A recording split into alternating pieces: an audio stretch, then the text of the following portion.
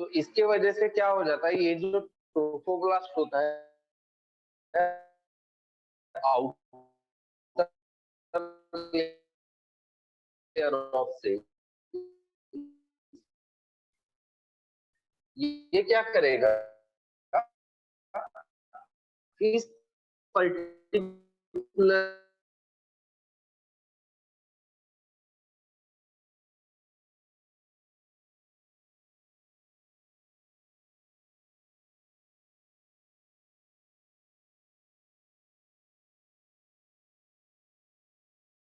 to the absorption of the uterine milk that is by the trophoblast cells। और ये जो trophoblast sales होते हैं, ये ट्रोफोब्लास्ट सेल किससे बने हुए आप लोगों के, आउटर जो स्मॉलर क्लियरर सेल्स थे आपके ब्लास्टोबियर्स के, उससे ये ट्रोफोब्लास्ट आप लोगों के ट्रोफोब्लास्टिक सेल्स आप लोगों के तैयार हो रहे थे। क्लियर है, ये चीज समझ में आ गई आपको? हाँ सर। ठीक है, अब होता क्या है यहाँ पर आगे देखिए, तो ये कंटिन्यूअसली क्या होते रहेगा, आप लोगों का यूटेराइन मिल्क को एब्जॉर्ब करते जाएगा, और जिसकी वजह से जो ब्लास्टोसिस्ट कैविटी होती है ये साइज में इंक्रीज हो जाती है। ठीक है, अब इसके बाद में एक नया चेंज होने वाला है। क्या होने वाला है, ये जो आप लोगों का inner mass of larger cells होते हैं, ये भी एक नए सेल्स में कन्वर्ट होते हैं। ठीक है, देन अब इस नए सेल्स को हम एम्ब्रियोनिक सेल्स कहते हैं। जैसे इसको हमने ट्रोफोब्लास्ट कहे, वैसे आप इसको एम्ब्रियोब्लास्टिक सेल्स भी कह सकते हैं। कौन से सेल्स कहते हैं इसको आप, एम्ब्रियोब्लास्टिक सेल्स या एम्ब्रियोब्लास्ट, ध्यान में रखना। राइट, ये जो inner mass of larger cells होते हैं, right now they will be called as a embryoblast. Okay, इसके काफी सारे नाम होते हैं। ठीक है, तो पहले आप ध्यान रखिएगा, इस इनर मास ऑफ सेल्स जो होता है वो कन्वर्ट हो जाता है एम्ब्रियोब्लास्ट में। जैसे आउटर मास कन्वर्ट हो रहा था ट्रोफोब्लास्ट में, वैसे inner mass of cells convert हो जाता है एम्ब्रियोब्लास्ट में। इसको ही आप एम्ब्रियोनल नॉब भी कहते हो। Okay, it is also called as a embryonal knob. Okay, क्या कहा जाता है इसको, एम्ब्रियोनल नॉब भी कहा जाता है।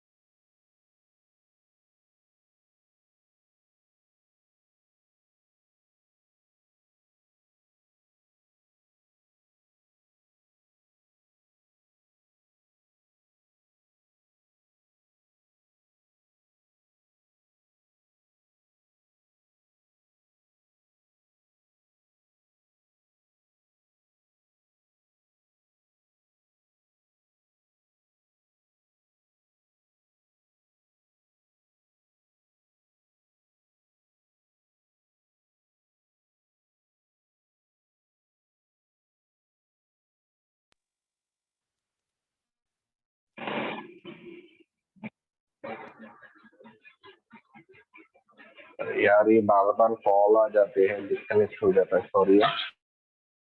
आवाज आ रही है आपको मेरी? हाँ sir. Okay fine.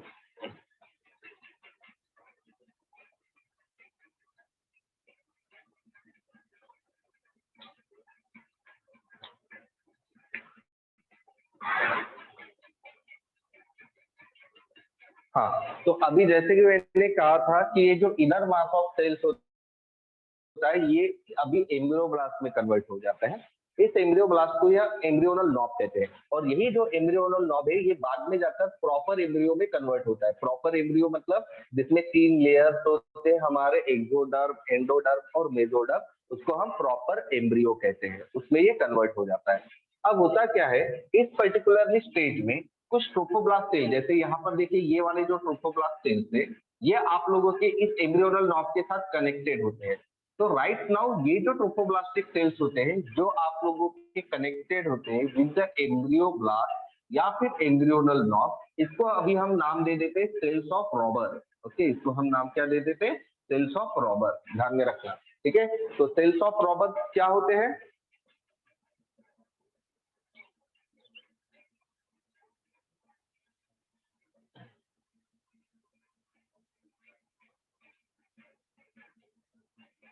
Sales of robbers क्या होते हैं? Function of attachment of trophoblast cell and embryonal lobe are called ये ट्रोफोब्लास्ट सेल्स होते हैं which are remains in contact with the embryoblast or the embryonal knob. Get it? क्या होते हैं फिर cells of Rauber's? Cells of Rauber's actual में क्या होते हैं? trophoblast ट्रोफोब्लास्ट, जो क्या होते हैं? कांटेक्ट में होते हैं किसके?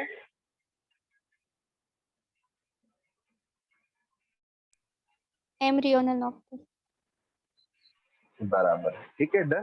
तो फिर इसके वजह से क्या हो जाता है, ये जो आप लोगों का ब्लास्टोसिस्ट, अभी इस पूरे स्ट्रक्चर को आप ब्लास्टोसिस्ट भी कह सकते हो या फिर इस कैविटी को, जो भी आपको कहना है। तो अभी इस ब्लास्टोसिस्ट में पोलैरिटी आ जाती है। पोलैरिटी का मतलब क्या हो जाता है, इसमें दो पर्टिकुलरली पार्ट में आप इसको डिवाइड कर सकते हो। एक पार्ट वो होता है जिसके साथ में एम्ब्रियो ब्लास्ट प्रेजेंट होता है, जिस साइड में एम्ब्रियो ब्लास्ट प्रेजेंट है या फिर एम्ब्रियोनल नॉब प्रेजेंट है, और दूसरा साइड जो होता है वो होता है उसका अपोजिट साइड। Got it? समझ में आ रहा है? yes तो इस स्टेज पर क्या हो जाता है हाँ, तो इस स्टेज पर क्या हो जाता है, आपका एम्ब्रियो ब्लास्टोसिस्ट जो होता है वो पोलैरिटी को शो करता है। ब्लास्टोसिस्ट शोज द पोलैरिटी, ठीक है। पोलैरिटी का मतलब ये दो साइड में डिवाइड हो जाता है। एक साइड वो होता है जिसके साइड में एम्ब्रियोनल नॉब प्रेजेंट होता है, और दूसरा साइड होता है उसका अपोजिट वाला साइड। तो पर्टिकुलरली साइड जिसमें एम्ब्रियोनल नॉब प्रेजेंट होता है, इसको हम एम्ब्रियोनिक पोल कहते हैं। क्या कहेंगे हम इसको?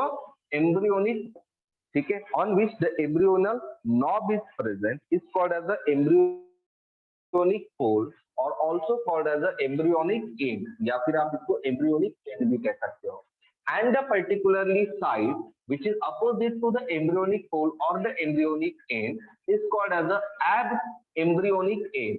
इसको हम कहते हैं ab embryonic end. क्लियर है? समझ में आ गया?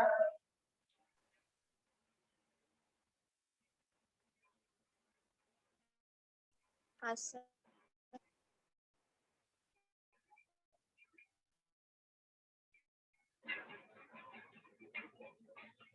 समझ में आ गया? अभी तक जितना भी होता है वह ज्यादा डिफिकल्ट नहीं है। यहाँ पर आप लोग को सिर्फ ध्यान में रखना है कि मोरूला जब तैयार हुआ था उसके दो लेयर तैयार हुए थे, एक आउटर लेयर और एक इनर मास ऑफ सेल्स, बराबर है।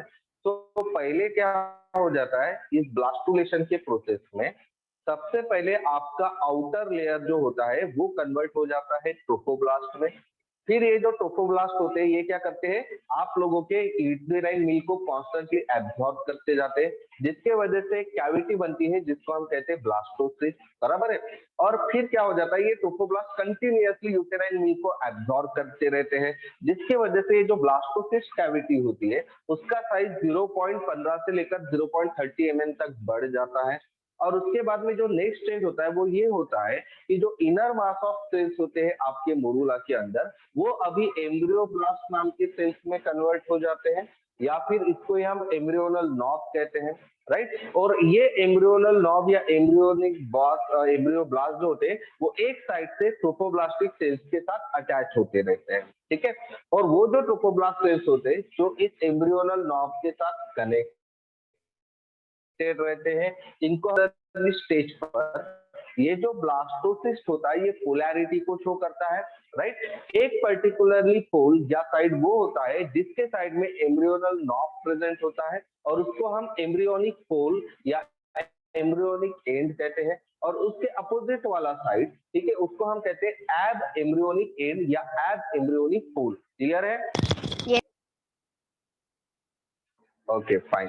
अब इसके बाद में देखिए क्या होता है। तो क्या हो जाता है at the end of the 7th day after the fertilization, ठीक है। तो फर्टिलाइजेशन के 7 दिनों के बाद में ये जो कंप्लीट स्ट्रक्चर होता है जिसको अभी हम ब्लास्टोसिस्ट कहते हैं, ये कंप्लीटली डेवलप हो जाता है। तो ध्यान में रखना, blastocyst completely develop after 7 days after the fertilization. Blastocyst कब कंप्लीटली डेवलप हो जाता है? 7 days after the fertilization. Got it?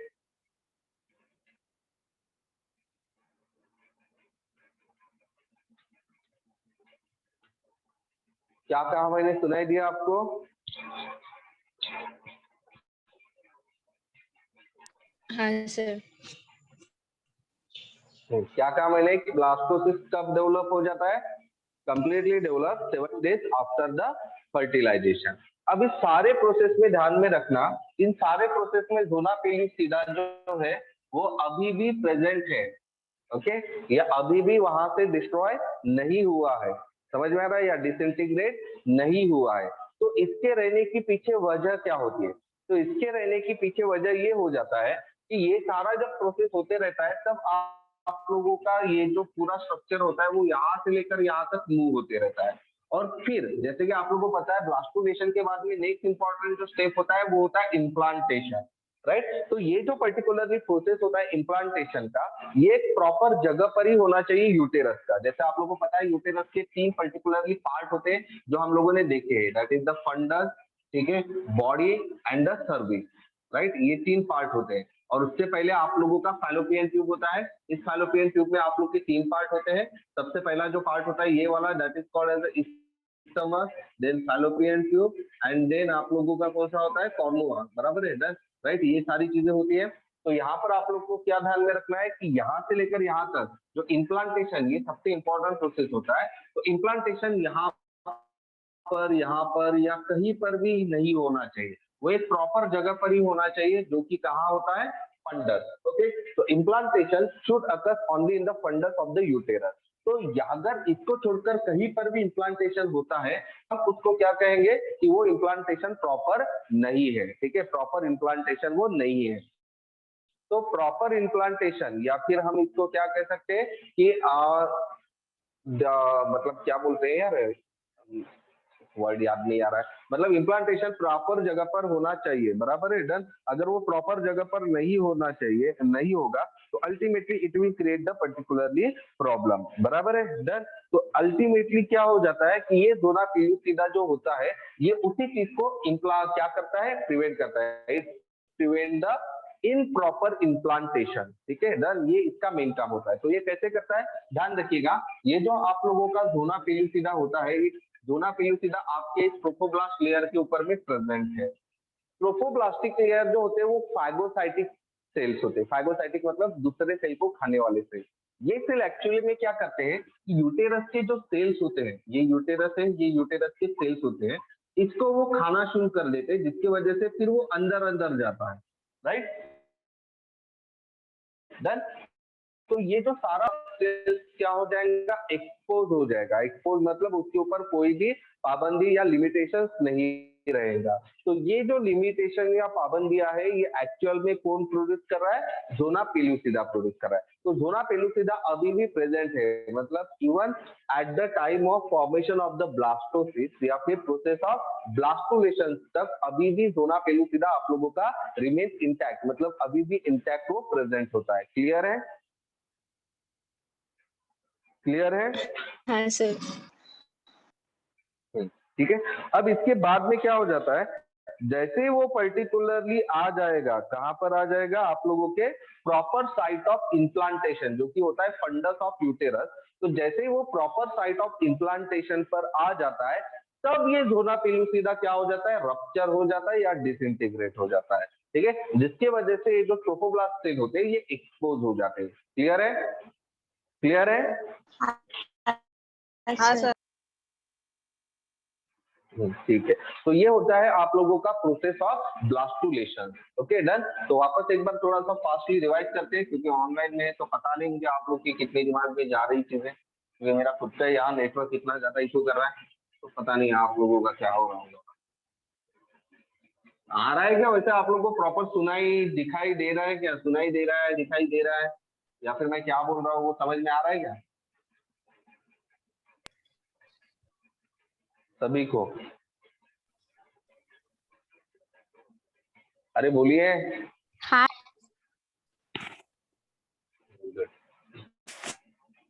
हाँ सर। ठीक है, तो फास्टली एक रिवाइजन कर लेते हैं ब्लास्टुलेशन का। तो ब्लास्टुलेशन क्या होता है? ठीक है, तो ब्लास्टुलेशन सबसे पहले हम इसको डिफाइन कर लेते हैं। ब्लास्टुलेशन क्या होता है? It is the process of formation of blastocyst from morula. ठीक है, जब आप लोग का मोरूला ब्लास्टोसिस्ट में कन्वर्ट हो जाता है तब हम इसको क्या कहते हैं, ब्लास्टोसिस्ट कहते हैं। ठीक है, ब्लास्टुलेशन कहते हैं। अब सेकंड चीज आ जाता है कि भाई ब्लास्टोसिस्ट क्या होता है। ठीक है, तो ब्लास्टोसिस्ट के बारे में आप लोग सेकंड पॉइंट के बारे में बता देंगे। ब्लास्टोसिस्ट, तो ब्लास्टोसिस्ट क्या होता है, it is the hollow multicellular structure. ठीक है, ये हॉलो और मल्टीसेल्यूलर स्ट्रक्चर होता है। देन नेक्स्ट में हम बात करेंगे कि इसका प्रोसेस क्या क्या होता है, प्रोसेस ऑफ ब्लास्टुलेशन। ठीक है, तो प्रोसेस ऑफ ब्लास्टुलेशन में सबसे पहले आप लोगों का क्या होता है, जो आउटर लेयर ऑफ सेल्स होता है मोरूला का, ध्यान में रखना, मोरूला का कौन सा outer layer of sales,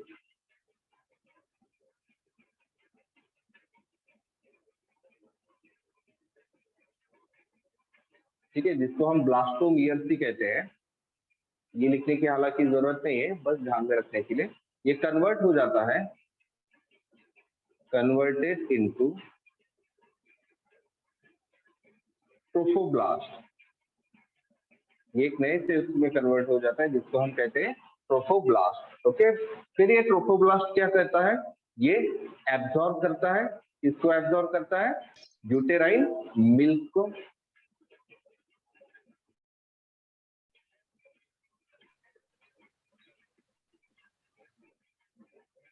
uterine milk जो कहां से आता है, फ्रॉम यूटेराइन और एंडोमेट्रियल ग्लैंड से आता है।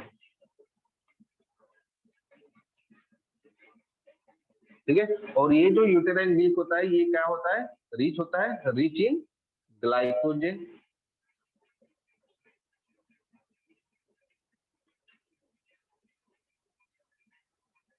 ठीक है, इसको ये कॉन्स्टेंटली एब्जॉर्ब करता है और एब्जॉर्ब करने की वजह से क्या हो जाता है, प्रोड्यूस या डेवलप कर लेता है कैविटी।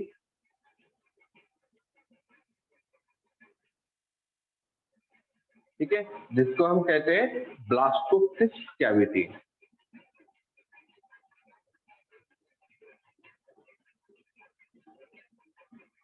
डन। देन ये जो पर्टिकुलरली ट्रोफोब्लास्ट होते हैं ये क्या करते हैं, continuously absorb the uterine milk. ठीक है, ड्यू टू कंटिन्यूअस एब्जॉर्प्शन।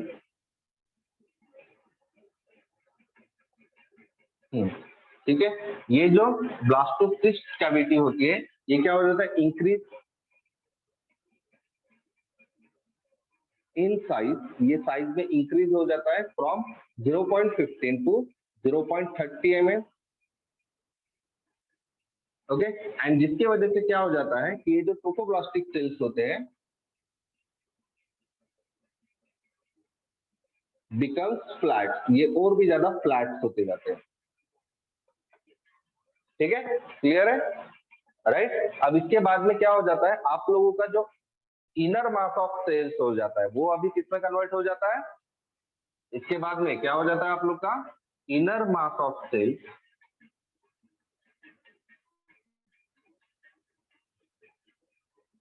वो कन्वर्ट हो जाता है किसमें, कन्वर्टेड इनटू एम्ब्रियो ब्लास्ट और एम्ब्रियोनल नॉब। अब इस एम्ब्रियो ब्लास्ट या फिर एम्ब्रियोनल नॉब की खास बात क्या होती है। ठीक है, सबसे पहले खास बात ये हो जाती है कि ये क्या हो जाता है, लेटर ऑन ये डेवलप हो जाता है, develops into embryo proper, embryo proper में डेवलप हो जाता है। ठीक है, और उसके बाद में ये जो पर्टिकुलरली एम्ब्रियोनल नॉब जो रहता है ये remains attach, remains attach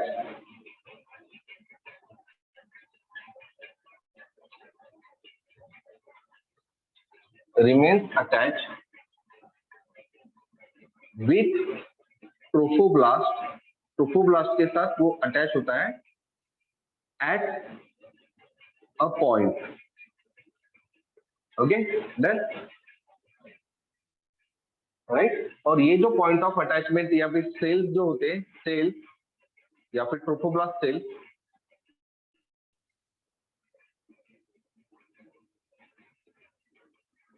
at this point of attachment, with embryonal knob, इसको हम कौन से सेल्स कहते हैं? Called as cells of robber.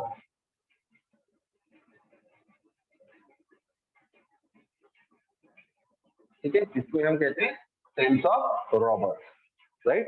तो एट दिस स्टेज, इस स्टेज पर फिर हमारा जो ब्लास्टोसिस्ट होता है, वो ब्लास्टोसिस्ट क्या कर लेता है? Show the polarity. ये फिर हम लोग को लिखना है कि eight this stage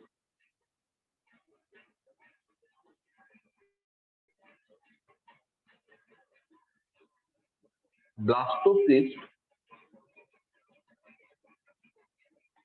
shows the polarity,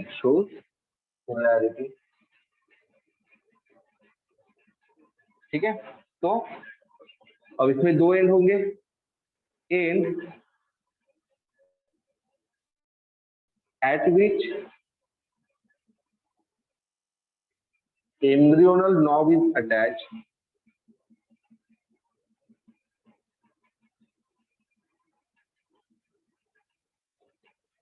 called as embryonic end। उसको हम embryonic end कहेंगे। एंड और जो दूसरा होता है, दूसरा क्या end opposite to embryonic end is called as abembryonic end।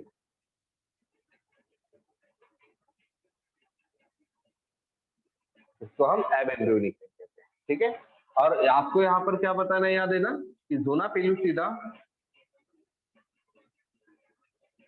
remains intact। क्यों इंटैक्ट होता है? To prevent the abnormal implantation।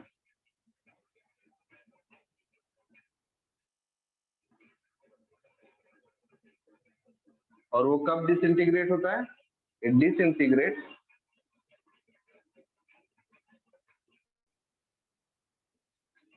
After 7 days after fertilisation.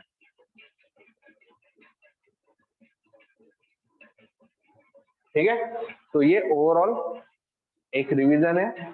पता नहीं आप लोग को ये समझ में आया नहीं प्रॉपरली, आई डोंट नो, आएगा समझ में? हाँ सर। हाँ सर। पक्का? हाँ आ गया ना? अब देखिए भाई, समझ में आया? समझ पा रहे हो? जितना समझ सकते हो, जितनी चीजें रट सकते हो उतनी रट लो, ठीक है। और ज्यादा डिटेल में देखेंगे जब ऑफलाइन क्लासेस स्टार्ट हो जाएंगे, तब समझाने की कोशिश करूंगा। ओके हाँ सर। ठीक है। अभी फिलहाल चीजों को सिंपल ही रखो, जैसे मैं आपको बता रहा हूँ, बस उसी सिंपल तरीके से उसको दिमाग में रखो, कॉन्सेप्ट दिमाग में रखो। फिर उसके बाद में ज्यादा डिटेल में जाने की जरूरत पड़ेगी तो हम ऑफलाइन क्लासेस में चले जाएंगे, ठीक है। तो अभी आप लोगों को ऑफलाइन मतलब ज्यादा डिटेल में जाने की जरूरत नहीं है, एटलीस्ट बोर्ड लेवल पर जाइए, ठीक है। क्लियर? हाँ यस सर। ठीक है, चलो फिर इम्प्लांटेशन अभी हम कल देख लेते हैं, वैसे भी टाइम खत्म हो रहा है। ओके हाँ सर। ठीक है, चलिए बाय।